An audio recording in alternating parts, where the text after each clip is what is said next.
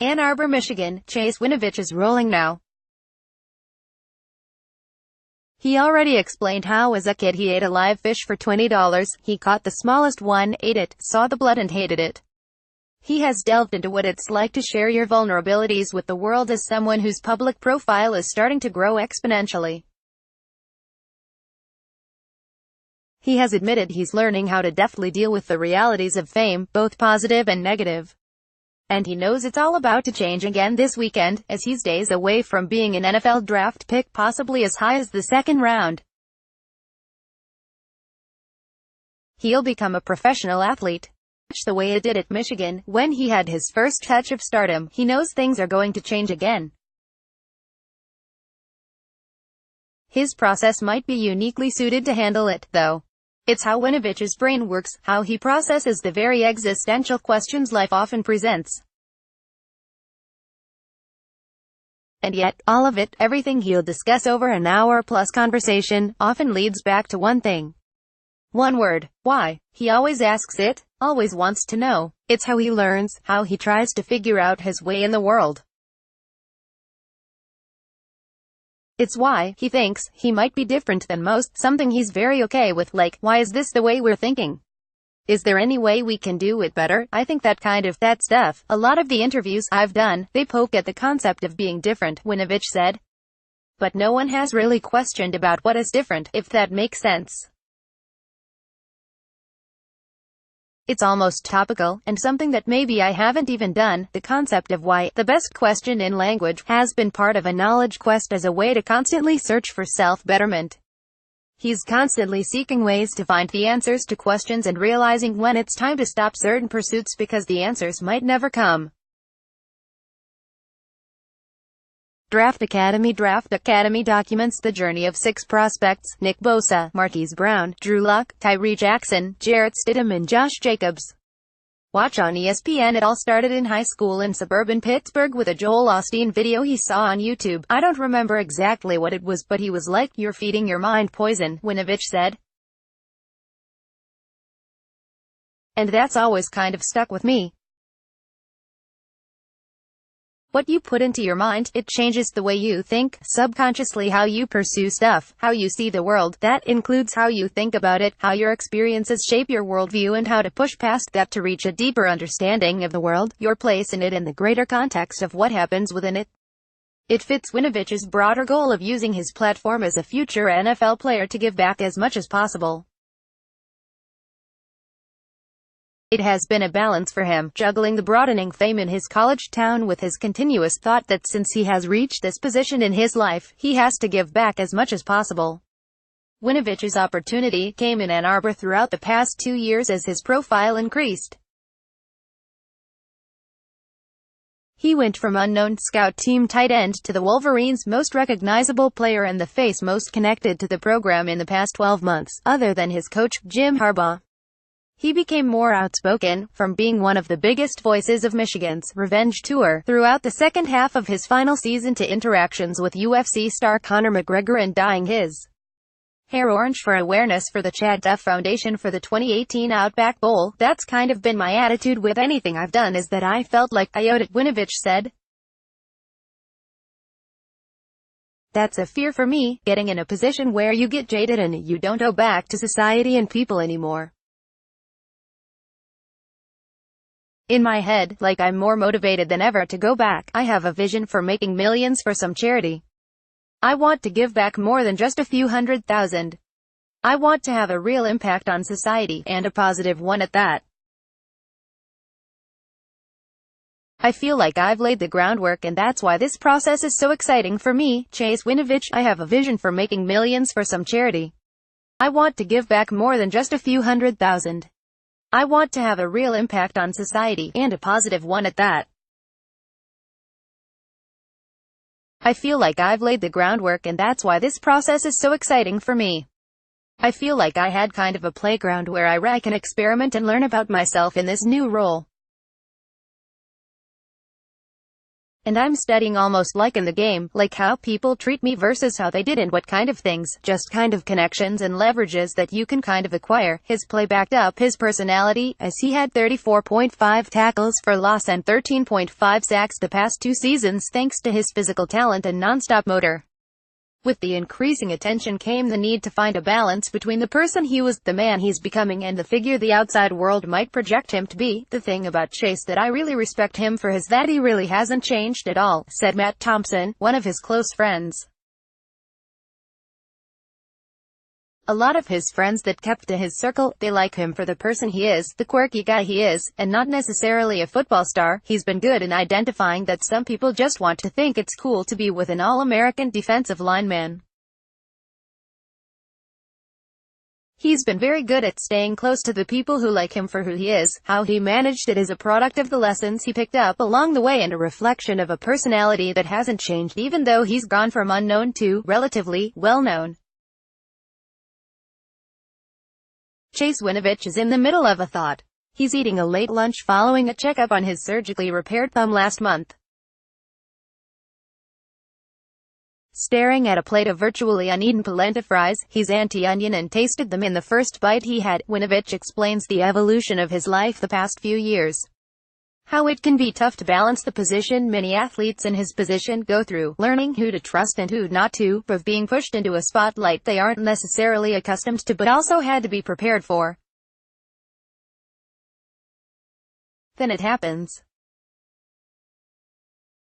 A man he has never met and probably will never see again walks by his table at Grizzly Peak Brewing Company in downtown Ann Arbor and stops for a second. It's a fleeting moment. The man says, "Good luck in the pros, dude," before walking off. It's a 30-second interaction that barely interrupted Winovich's train of thought because it's just part of life now. It started for me in 2016 in the summer. I kind of had my first realization, just like, it's not paranoia, Winovich said. It's just like you never know what people's intentions are. In the back of your mind, you start to question it. It's good. Like sometimes, especially us, people that are athletes, you have to have your guard up at all times, being vulnerable in our position, which is today's age of social media. It's good. You need to be. I think I realized that in 2016 when I was projected to come in as a person who was contributing. I think the seed was kind of planted, like my life is about to change, as it did. He relied on what started with watching Austin in high school. He continually sought ways to become a better person. Even if sometimes it led down Reddit rabbit holes in a YouTube video advising him how to handle success in the circle you surround yourself with. The advice was sound. The giver was surprising, a divorce attorney, who used it to explain who one might want to marry or not marry. Winovich wasn't looking for that. The advice, however, stuck. There's the lessons I've learned and it's not necessarily what I learned about myself, Winovich said. But your circle, in this position, has to be very small. There's a lot of sacrifices you kind of give up being in entertainment, and that's essentially what I am. I'm a football player, but I'm an entertainer. There's certain relationships you kind of give up and kind of have to forfeit. It doesn't have to be that way for the masses, I think. It's kind of what it is. He clearly states that he's not complaining. He would rather be in his current situation than the alternative. He just believes a person can have only so many friends, so many meaningful connections. He has improved at establishing which ones those are and what he wants them to be. So he's asked if he's going on a knowledge quest. He has thrice listened to As a Man Thinketh, a James Allen self-help book published in 1903 that Allen described as dealing with the power of thought, and particularly with the use and application of thought to happy and beautiful issues. Winovich says he believes this is the process one goes through as they grow up and learn more about themselves so they aren't the same person at age 23 as they are at 33 or 43. He's figuring himself out in this new world in which he's living, one that figures to only expand as he reaches the NFL age. He recently spent $100 on books. He prefers the physical ones to an e-reader. Option B, by Sheryl Sandberg and Adam Grant, Malcolm Gladwell's What the Dog Saw, and a Tony Robbins book. He makes it clear that it's not obsessive. He uses it as a tool to help push him and keep him on the trajectory he has put himself on, much the way he has used jiu-jitsu and ballet to help with his defensive line play. It led to an approach, he says, he took from McGregor, the belief you can speak things into existence and hard work can overcome challenges. Winovich, through his actions and his words, has managed to do that. Chase Winovich is proving a point. Those closest to him echo the same theme. He is probably the most competitive person they've met. It's not just that he wants to win, it's almost as if he has to. Take, for instance, his time on Michigan's scout team. Thompson, then a scout team quarterback, said starters didn't want to face Winovich because he would always go as hard as he could, practice be damned. It was that work ethic, though, that allowed him to thrive despite playing 3 different positions in college. He entered Michigan as a linebacker, switched to tight end and then became a defensive end in 2016. 2019 NFL Draft win, Thursday to Saturday where, Nashville, Tennessee. How to watch, ABC, ESPN app. Mich 3-round mock. Freshman year, Winovich and Thompson got into a competition about who could gain the most weight the fastest. A weekend, Thompson was up 1 or 2 pounds. He started talking trash. Winovich responded in 2 ways. He ended up gaining a lot more weight. And he took his friend to a local arcade, Pinball Pete's. He made it a point to beat me at skee ball, air hockey and everything, Thompson said. Continued to rub it in my face. Even today, he won't let me forget about it. Probably has me by about 40 pounds now, so he likes to rub that in my face. He's competitive about everything he does. The one thing I did beat him head-to-head is Econ 101, and I still like to rub that in his face and he won't forget about it. I got a better grade than he did. He still won't tell me what that grade is, but I think I got him. Winovich, even now, won't say his grade. He's positive that Thompson beat him, though. Winovich was with his father, Peter, at Universal Studios a few years ago, competing in every game they could find. Winovich couldn't help it. He started scouting, asking a worker the trick to winning a 3D interactive game they were about to play that would decide the day's champion.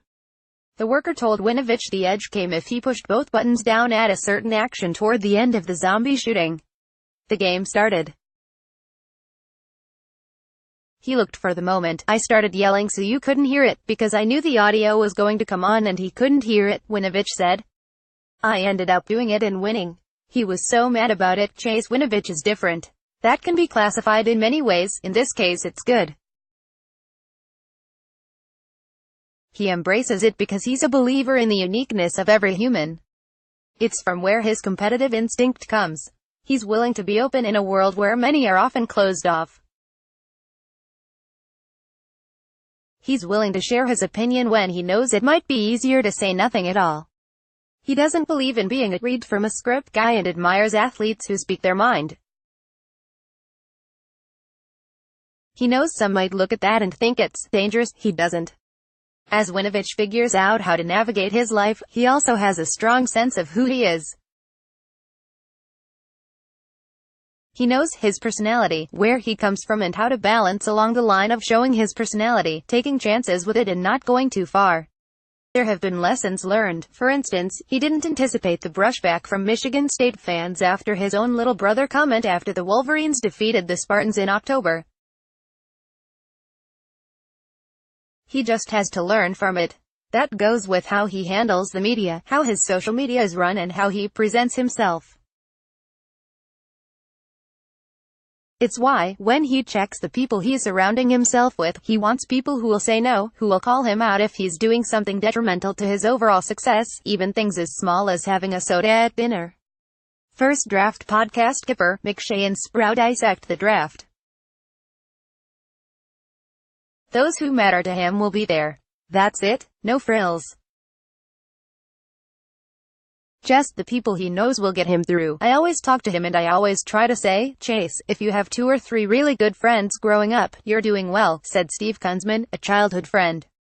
My uncle always told me that, and I relayed that to Chase and he agrees with it. Everybody hops on ship whenever you blow up real quick like that, because everyone wants to be part of the fame in all. But I think Chase is pretty good at sitting down and thinking about who has been his friend for a long time. It's all part of Winovich's grander lesson, how to broaden and better himself.